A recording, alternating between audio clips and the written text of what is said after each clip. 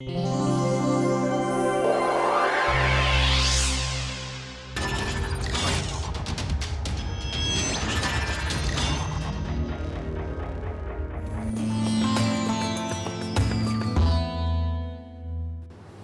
there. Today we are going to discuss what are the various dynamical processes that go on when the resonance takes place. We will first discuss in general for any resonance absorption, and then in particularly the differences that we need to keep in mind for EPR transition. For simplicity, again let us consider only two level system, higher level and lower level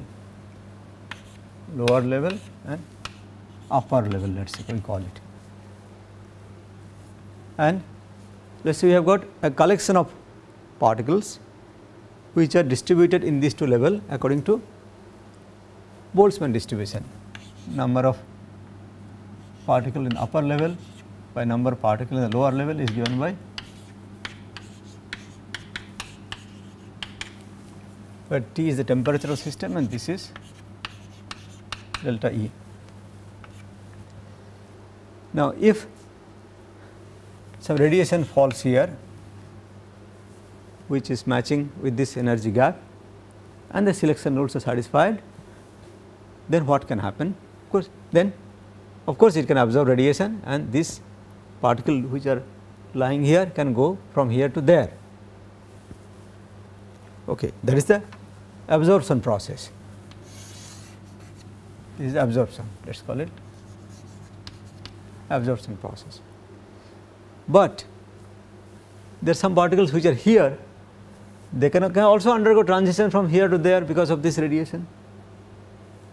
Why is that?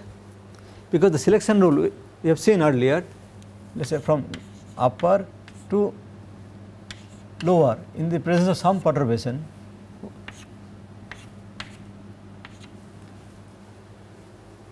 this gives the probability of transition from let us say lower to upper or upper to lower, the form is the same. So, probability of transition is actually the same thing whether it starts from here, goes there, or it starts from here or goes here. That is the perturbation due to the radiation. So, we call that induced emission or stimulated emission.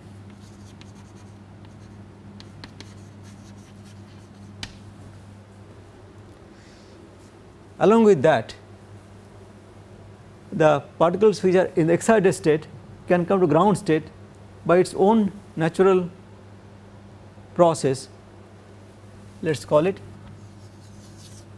some natural process. Now, what are the natural processes? In optical experiment, for example, UV visible experiment, the natural processes are fluorescence emission, phosphorescence emission. Those are radiative processes by means of which the particle in the excited state can come to ground state. Now, these three things can happen in general in all experiment that involves transition in the presence of radiation. Now, this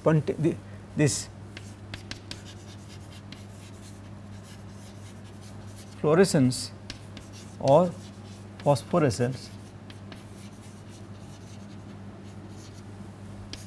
these are spontaneous processes.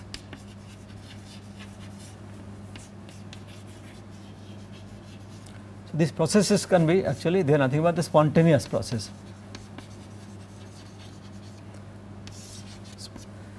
Why we call spontaneous? Because this takes place even in the absence of any such external perturbation.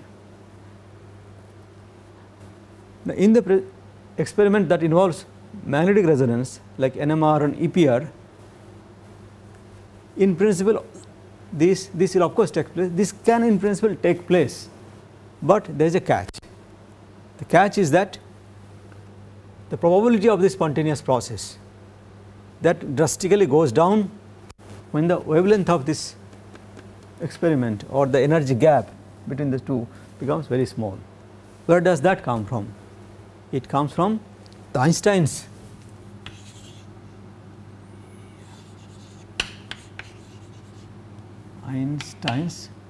we call A and B coefficients. This gives the probability of spontaneous emission by the probability of induced emission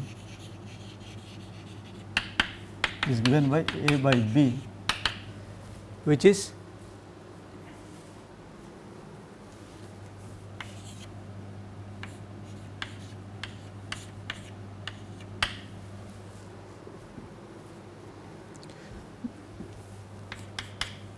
this is the expression.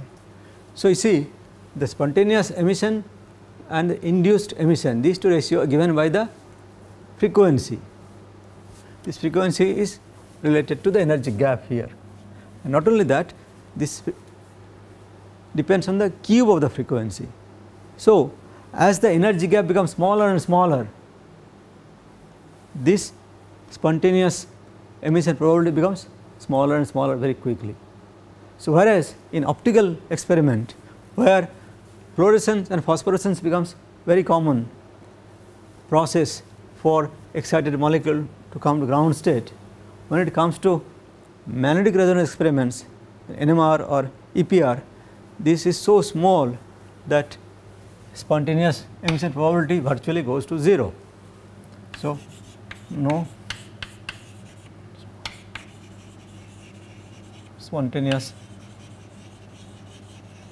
emission in the microwave frequency.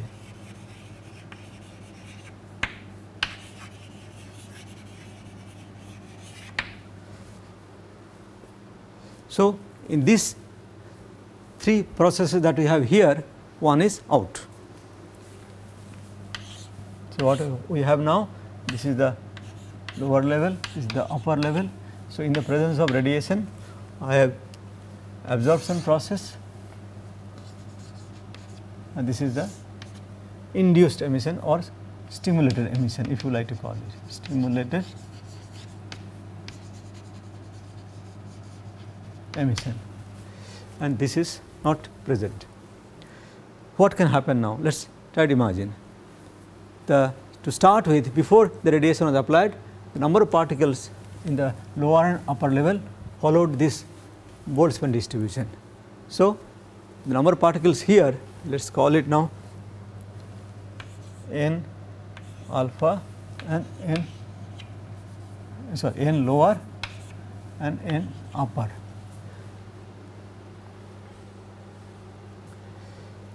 So, if there was no radiation here present, then n upper by n lower will be equal to delta E by kT, and that is the Boltzmann distribution.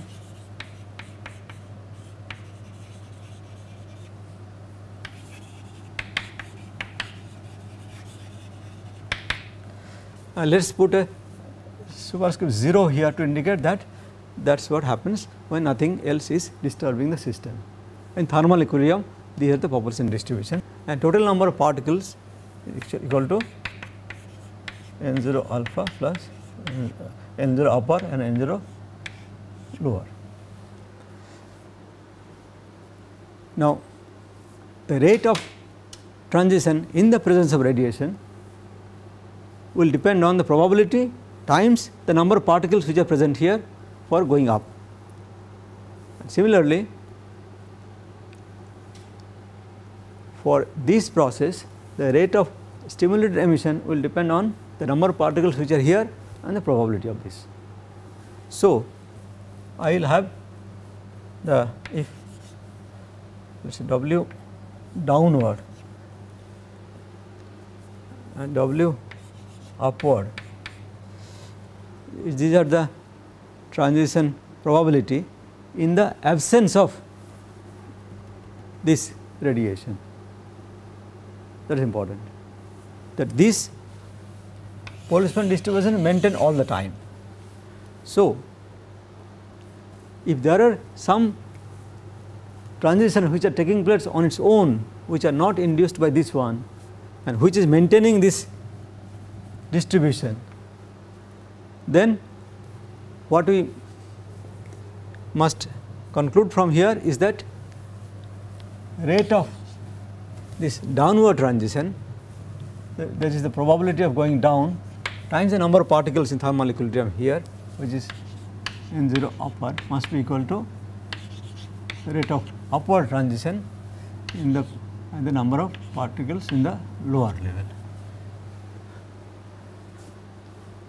Once again, these rates are the not the rate, this is the probability for transition in the absence of any external perturbation. Then naturally, if some transition taking place which is maintaining the thermal equilibrium and maintaining the population distribution according to the Boltzmann law. So, in that case this must be satisfied. This is same as saying that this is satisfied automatically. Okay. Now, if there is some disturbance to the population distribution, then let us say that time n u and n l are the new number of particles here which are different from the thermal equilibrium values here. Then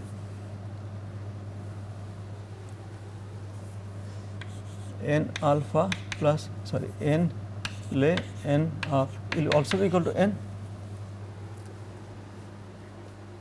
The number of particles remain the same. I may have come to an assertion that these are taking place here all the time, even if there is no perturbation. That may sound a little bit far-fetched and ad hoc. Why do I need that?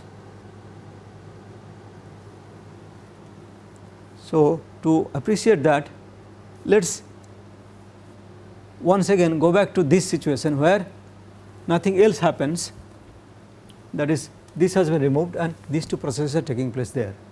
Then what can happen is that radiation will try to push this molecule from here to there and also push molecule from here to here. Now, though in the beginning there are many particles, slightly more number of particles here than there, initially the rate of upward transition will be more than rate of downward transition. So, if nothing else is happening, then what happens? Very soon these two levels will get equally populated. So, that means we will not see any net absorption of radiation. So, these two processes are taking place and then these two levels become equally populated. So, no net absorption of radiation. So, no absorption spectrum. So, that is the problem, that if there are no other processes involved here, then very soon the moment the light is shown and resonance count is satisfied, the absorption will disappear, two levels will get equally populated. That is the key problem, that how can we see a net absorptive signal if these are the only two processes. So, there must be some other process which maintains some sort of population difference here which can be sustained even in the presence of radiation, and this population difference is the one which decides the amount of light that is absorbed and that gives the absorption spectrum. So, you see that is the requirement we have to fulfill, so that we can explain that yes, indeed we see the absorption spectrum in the spectrometer. Because we see the absorption in the spectrometer, we have to incorporate a process other than these two, and that we call a say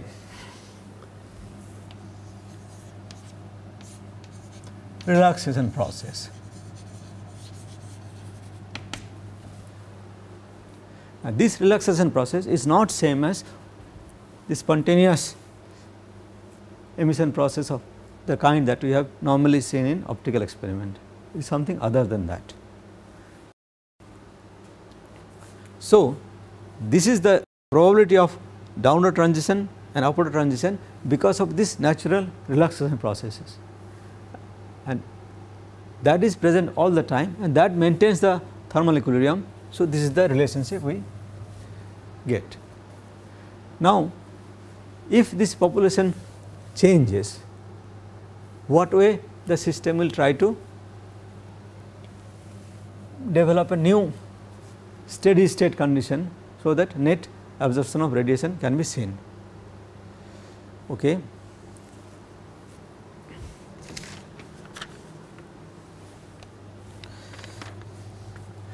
So, the absorption of radiation of course proportional to n alpha A minus n, this difference. This is the population difference.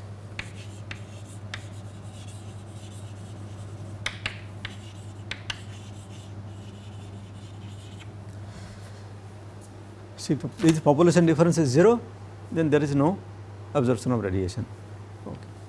Okay. So, in thermal equilibrium, these are the number of particles in upper and lower level. So, let us say N0 in thermal equilibrium can be written as N0L minus N0 upper level.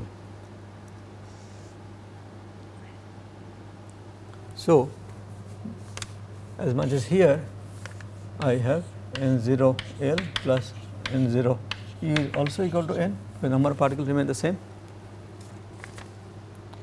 Now, when the transition takes place, this population difference,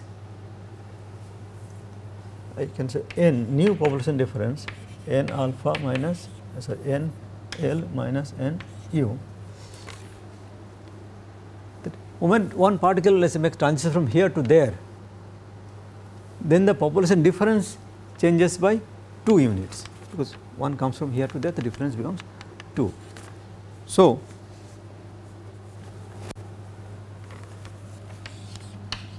dN by dt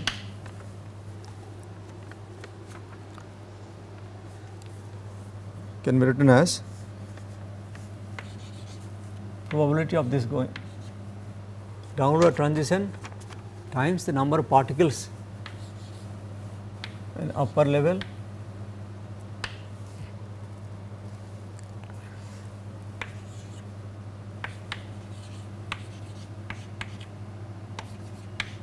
lower level.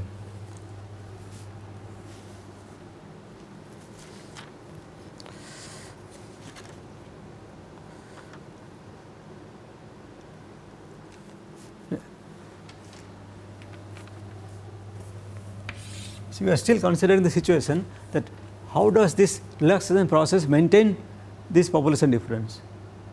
We have not yet applied the radiation yet. So, only the difference is that if the population difference has become different from the equilibrium value, and that is NL NU, how this relaxation process try to bring back the population difference to the equilibrium value. So, this is the probability for downward transition from here to here. So, the number of particles which are here, similarly the upward transition, a factor of 2 is because each transition changes the population difference by 2 unit.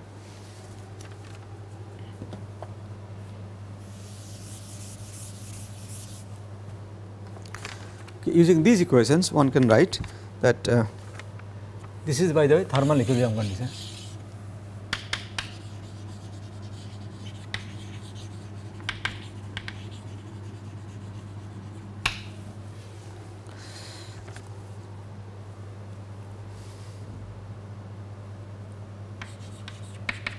From this relation, this, you can write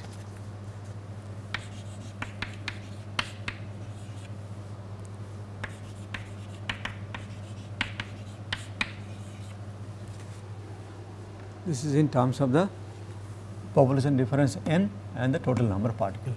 If we substitute this here, we get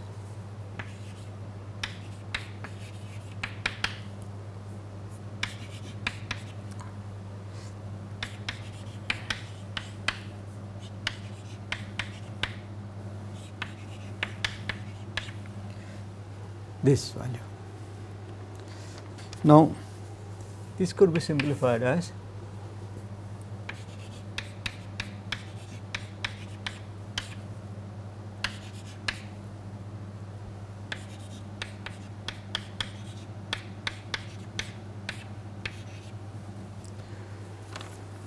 this is the total number of particles and this is the population difference at a given instant.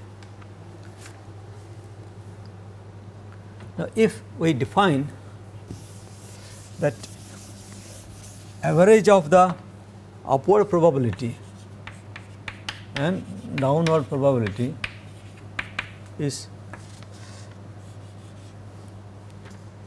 W, then I get dN by dt is minus n. All right. Now, let us see here we use this condition which relates the upward rate in terms of n0L and n0U and downward rate in the process. We can change this equation to look like this.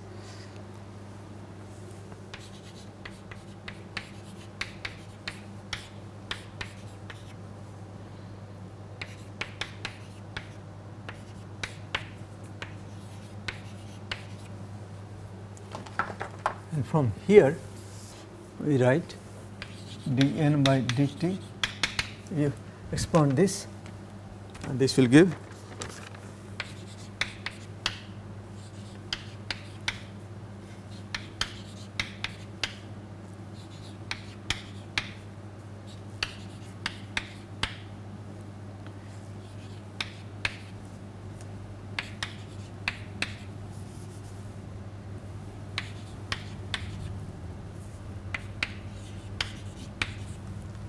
W1. Now, here now see that this is actually equal to this is equal to this here. This is the thermal equilibrium condition. So, we might as well cancel that, but instead let us do a little bit of mathematical trick. So, we could as well write this equal to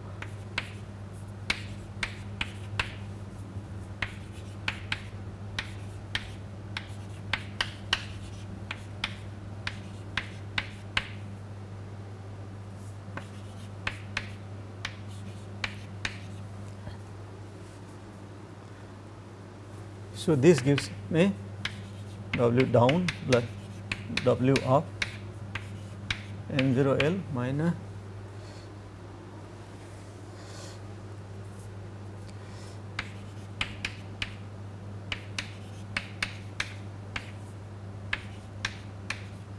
N0U.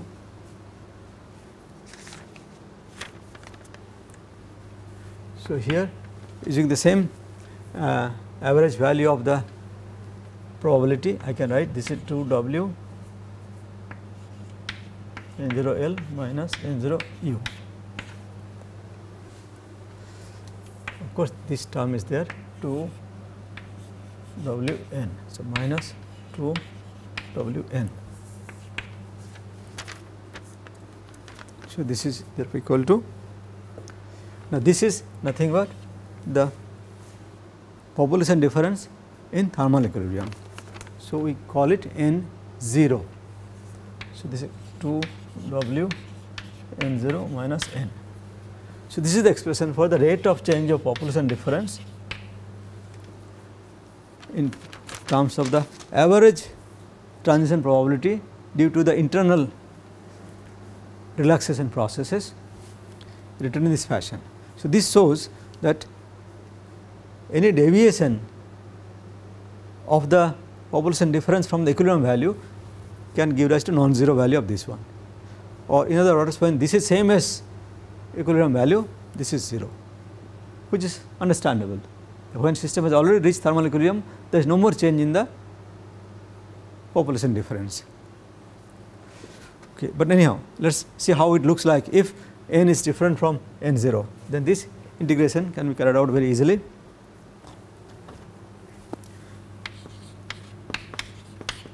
N0 minus n at time t equal to t is equal to given as n0 minus n at time t equal to 0 into exponential 2 w t.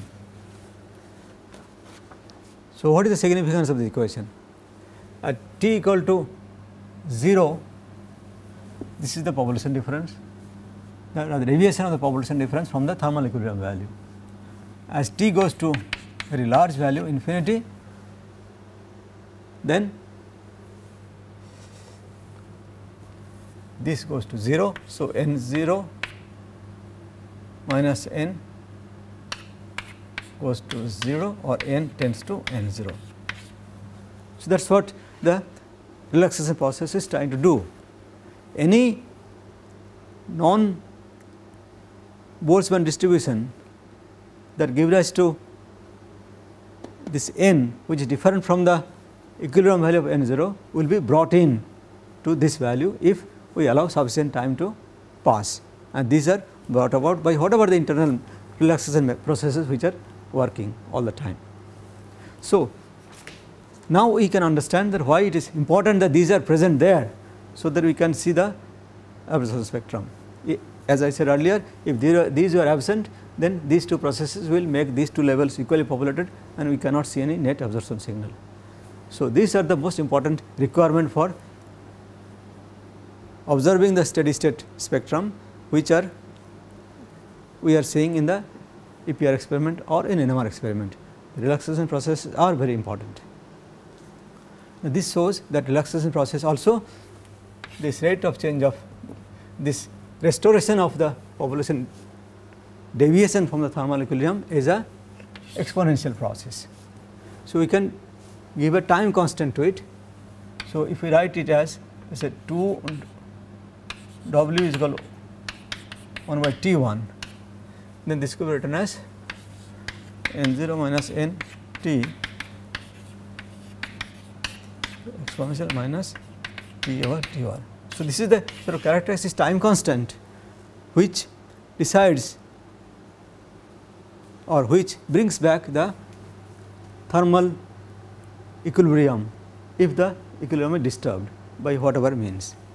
Now, how do we visualize this relaxation processes? We can think of now in particular in EPR experiment that we have got there is a collection of spins, maybe I have got a number of spins which are put in a magnetic field, and we have restored this equilibrium is satisfied, the Boltzmann distribution.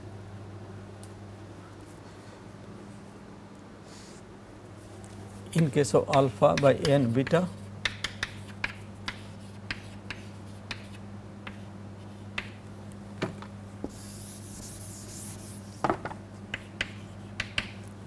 this is the Boltzmann distribution. So, all the spins are not pointing in the same direction, some of them will be parallel to the magnetic field, some will be in the opposite direction. So, effectively therefore, the total sample acquires certain magnetization. A magnetization I call M, which is the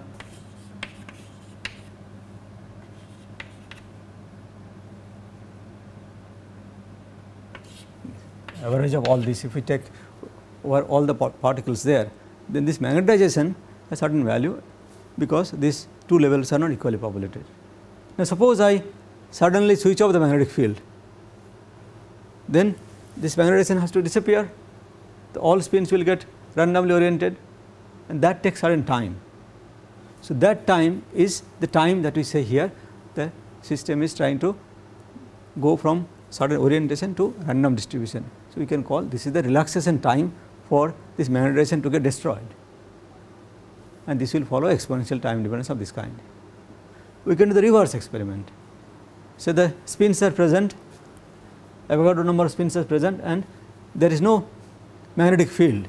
So, there is no particular direction of quantization. So, number of alpha spins are equal to number of beta spins, there is no net magnetization. Now, suddenly suppose I switch on the magnetic field, then they are going to reach this distribution and magnetization is going to develop. So, how much time it takes to bring up that magnetization, that process also is going to happen in this fashion in an exponential manner. The time taken or characteristic time for such process is called the relaxation time for this restoration of the magnetization. Now, here you see that for this two level system,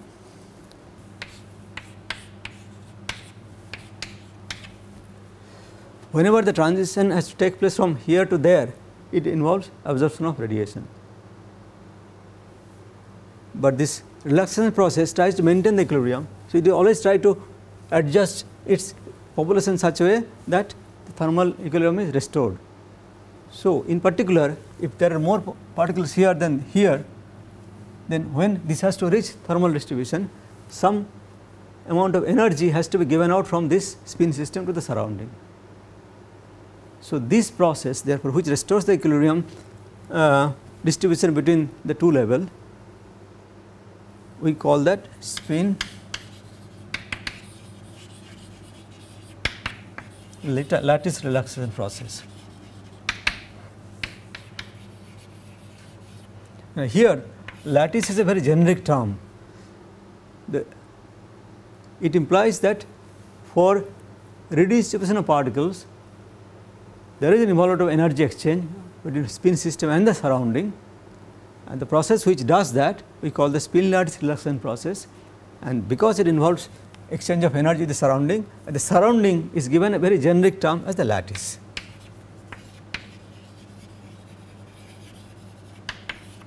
Surrounding is called the lattice.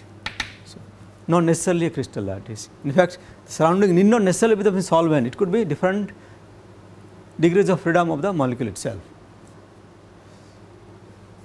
Okay, so, this is given a characteristic time that T1 I have given here, and you see that this W, it is average of the probability of upward transition and the downward transition. Each of them involves exchange of energy. Average value of that is called 2 times average value of this is 1 by T1. So, the more efficient the relaxation process, shorter will be the T1. There is another kind of relaxation process involved in magnetic resonance. To understand that, again we go back to this idea of net magnetization. In thermal equilibrium, the spins point either along the direction of the magnetic field or the opposite direction to generate a net magnetization along the direction of the magnetic field. If the direction of the magnetic field is z direction, then at thermal equilibrium, this magnetization has let us say mx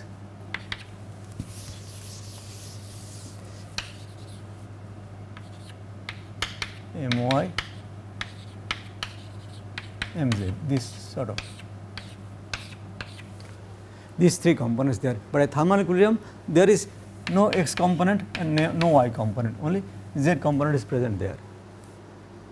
Now, suppose there is some disturbance to the spin system and net mx and my component are created, then what happens? Again there will be a relaxation process which will try to restore this mx not equal to 0 to this state. Similarly, my which is not equal to 0 will try to bring it to this state, because these are again non-Boltzmann distribution, non-thermal equilibrium. To restore thermal equilibrium, this mx my component of the net magnetization must go to 0. That also involves not the energy exchange with the surrounding, but the spin system must rearrange themselves in such a way that all the mx and my component goes to 0. That is also a relaxation process. We call that spin relaxation.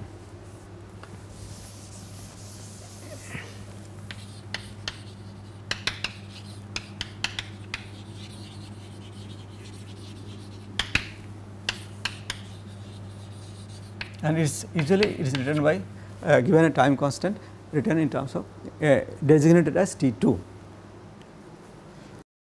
Now, finally, we just examine what role it plays in deciding the signal of an absorption spectrum. Qualitatively, what we are observing here are the result of three processes. This is the alpha, beta, this alpha, and radiation comes in. So, this causes this absorption, stimulated emission, and the relaxation, which is trying to maintain the propulsion difference. So, this is the relaxation process. So, this is stimulated emission, this is the absorption. So, if this rate becomes very strong or very efficient compared to this one, then these two population difference becomes smaller and smaller. This process is not efficient enough to restore the thermal distribution. So, the population difference will go down and effectively signal will also go down. So, in magnetic resonance, this efficiency of these two processes can be decided by this transition alpha, perturbation beta. This we have seen earlier lecture that this is nothing but B1 field that is present there in the xy plane, and square of that gives rise to the probability of this sort of transition there. So, here this is related to the microwave magnetic field that is used to observe the EPR signal. And so, square of that V1 square is proportional to power of the microwave frequency. So, if the power becomes high, this becomes more and more efficient, and this may not be able to cope up with the stimulated absorption emission process. So, signal will become smaller and smaller because these two level becomes more and more equally populated.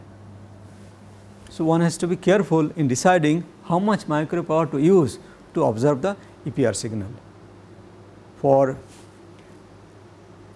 those systems where the relaxation is very efficient, this will not be of much serious concern, but for some systems when it is relaxation is not very efficient, this could be a potential problem. So, you see here, therefore, the relaxation process which are always present there plays a fundamentally important role in allowing us to see the EPR signal, and without that we may not be able to see the spectrum at all if the relaxation is very inefficient. With this we come to the end of this lecture.